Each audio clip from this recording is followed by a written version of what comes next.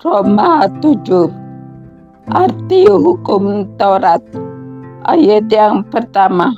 Apakah kamu tidak tahu, saudara-saudara, sebab aku berbicara kepada mereka yang mengetahui hukum, bahwa hukum berkuasa atas seseorang selama orang itu hidup.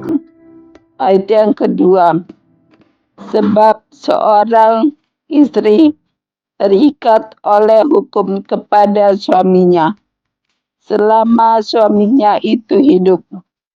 Akan tetapi apabila suaminya itu mati, bebaslah ia dari hukum yang mengikatnya kepada suaminya itu. Ayat yang ketiga. Jadi selama suaminya hidup, ia dianggap berzina kalau ia menjadi istri laki-laki lain.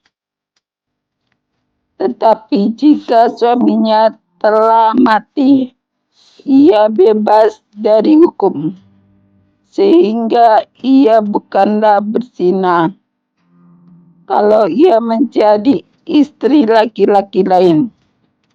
Ayat yang keempat. Sebab itu, saudara-saudaraku, kamu juga telah mati bagi hukum Taurat oleh tubuh Kristus, supaya kamu menjadi milik orang lain, yaitu milik Dia yang telah dibangkitkan dari antara orang mati, agar kita berbuah bagi Allah. Ayat yang kelima. Sebab waktu kita masih hidup di dalam daging, hawa nafsu dosa yang dirangsang oleh hukum Taurat bekerja dalam anggota-anggota tubuh kita, agar kita berbuah bagi maut. Ayat yang keenam.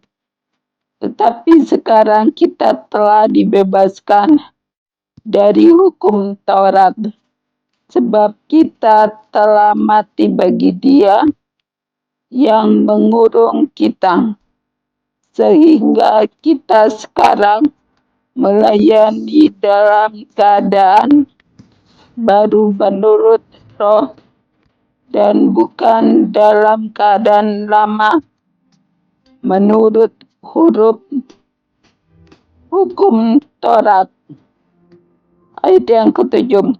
Jika demikian, apakah yang hendak kita katakan? Apakah hukum Taurat itu dosa? Sekali-sekali tidak. Sebaliknya, justru oleh hukum Taurat aku telah mengenal dosa, karena aku juga tidak tahu apa itu keinginan kalau hukum Taurat tidak mengatakan jangan begini. Ayat yang ke-8. Tetapi dalam perintah itu, dosa mendapat kesempatan untuk membangkitkan di dalam diriku rupa-rupa keinginan. Sebab tanpa hukum Taurat, dosa mati. Ayat yang ke-9. Dahulu aku hidup tanpa hukum Taurat, akan tetapi sesudah datang perintah itu, dosa mulai hidup. Ayat yang ke-10. Sebaliknya aku mati, dan perintah yang seharusnya membawa kepada hidup, ternyata bagiku justru membawa kepada kematian. Ayat yang ke-11. Sebab dalam perintah itu, dosa mendapat kesempatan untuk menipu aku, dan oleh perintah itu ia membunuh aku. Ayat yang ke-12.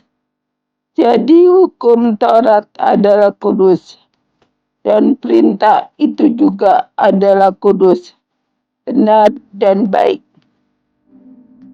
Perjuangan hukum Taurat dan dosa. Ayat yang ke-13. Jika demikian, adakah yang baik itu menjadi kematian bagiku? Sekali-sekali tidak, tetapi supaya nyata bahwa ia adalah dosa, maka dosa mempergunakan yang baik untuk mendatangkan kematian bagiku, supaya oleh perintah itu dosa lebih nyata lagi keadaannya sebagai dosa. Ayat yang ke-14. Sebab kita tahu bahwa hukum Taurat adalah rohani, tetapi aku bersifat daging, terjual di bawah kuasa dosa. Ayat yang ke-15. Sebab apa yang aku perbuat, aku tidak tahu, karena bukan apa yang aku kehendaki yang aku perbuat, tetapi apa yang aku benci, itulah yang aku perbuat. Ayat yang ke-16. Jadi jika aku perbuat apa yang tidak aku kehendaki, aku menyetujui bahwa hukum Taurat itu baik. Ayat yang ke-17. Kalau demikian, bukan aku lagi yang memperbuatnya, tetapi dosa yang ada di dalam aku. Ayat yang ke-18. Sebab aku tahu bahwa di dalam aku, yaitu di dalam aku sebagai manusia, tidak ada sesuatu yang baik. Sebab kehendak memang ada di dalam aku, tetapi bukan hal berbuat apa yang baik. Ayat yang ke-19. Sebab bukan apa yang aku kehendaki, yaitu yang baik yang aku perbuat, melainkan apa yang tidak aku kehendaki, yaitu yang jahat yang aku perbuat. Ayat yang ke-20. Jadi jika aku berbuat apa yang tidak aku kehendaki, maka bukan lagi aku yang memperbuatnya, tetapi dosa yang diam di dalam aku. Ayat yang ke-21. Demikianlah aku dapati hukum ini, jika aku menghendaki berbuat apa yang baik, yang jahat itu ada padaku. Ayat yang ke-22.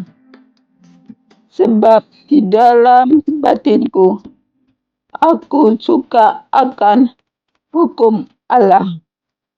Ayat yang ke-23.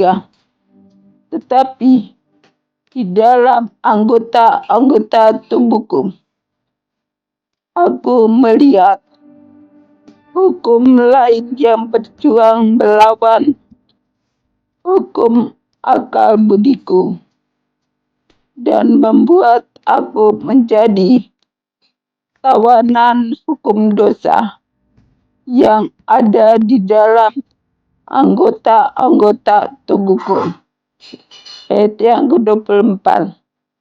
Aku manusia celaka, siapakah yang akan melepaskan aku dari tubuh maut ini? Ayat yang ke-25. Syukur kepada Allah oleh Yesus Kristus Tuhan kita. 7:26. Jadi dengan akal budiku, aku melayani hukum Allah, tetapi dengan tubuh insaniku, aku melayani hukum dosa.